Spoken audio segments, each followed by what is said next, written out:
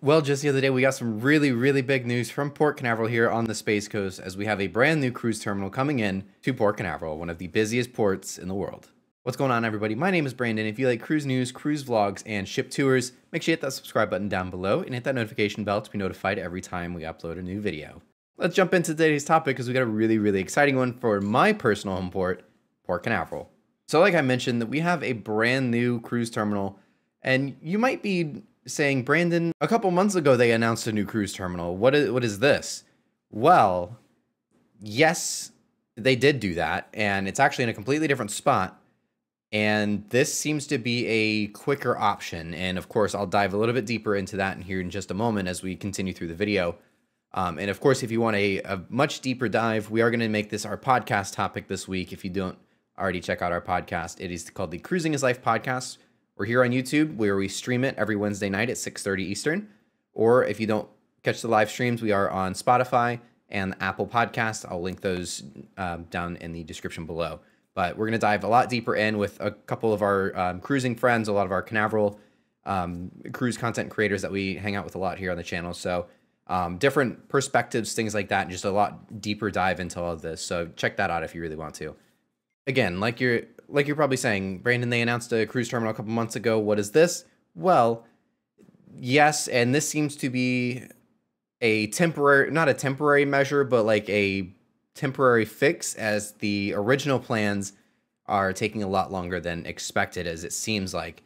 A couple months ago, Cruise Terminal 4 was announced for Port Canaveral. It was going to be on that south side of the port, which is kind of in line with Terminal 3, where Carnival's new terminal is, where the Mardi Gras goes, and just a little bit further in, right behind Cruise Terminal 1, which is where Royal Caribbean docks their ships. So the big issue going on with that one is that there's obviously a lot of restaurants right there, and so they're trying to do the least amount of impact to all of those restaurants, and I think it shouldn't affect them, as it's still a little bit further behind all of that.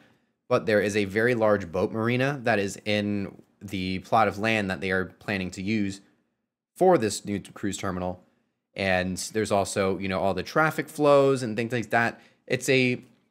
From what I've been hearing, it sounds like that's still a project that they're planning to pursue, is this new Terminal 4. I don't know if it'll continue to be Terminal 4 now that we have this new one that just got announced. But that one just seems to be taking a lot longer than they originally anticipated. So it seems like maybe this is just their better option for now, just because the demand is so high in the cruise industry and throughout the state of Florida and just everywhere, that this Port Canaveral needs a new terminal. They need it now, is really what they said and what they really should be doing. And in my eyes, they really need two. So hopefully this original plan is, in fact, still going to come, and they're going to work on these simultaneously. Of course, this original plan, what we're going to call Cruise Terminal 4, is probably a little bit further down the road. This might be a 2027, 2028 launch for that new terminal, if that still goes through.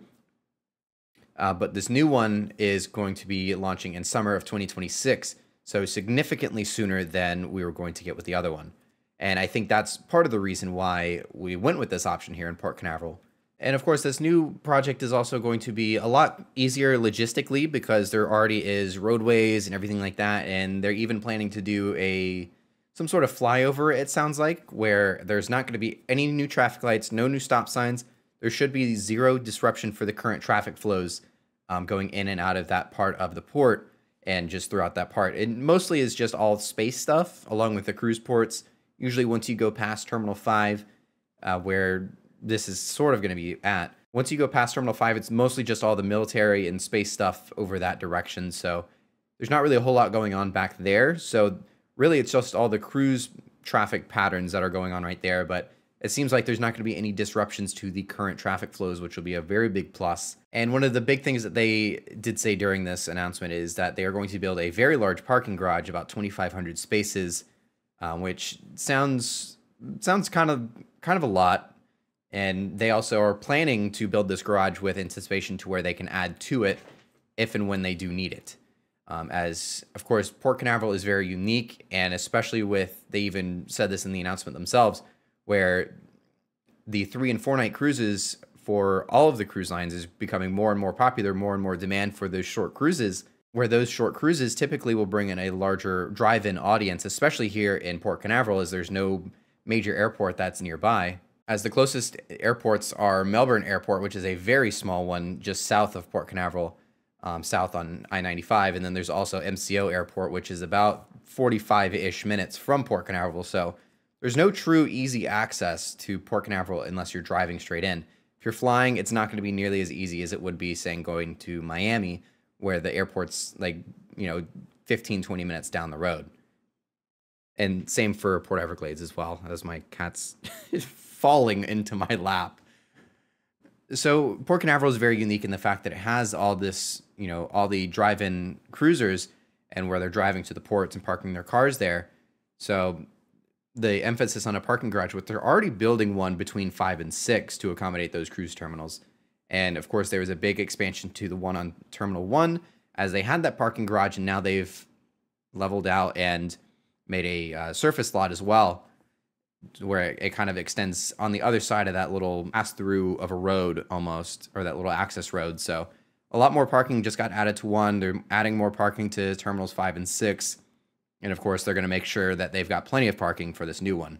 So with this location, it's going to be right next to Cruise Terminal 5, and my first reaction was, that's going to be really tight. But if you look at it, and even this picture here on Google Earth, or I don't know where this is from, but you can see the picture of Prima there, and there's still a pretty significant gap to where they should be able to fit a ship in pretty nice and easy. Of course, it will be tight, but nothing that wouldn't be unsafe.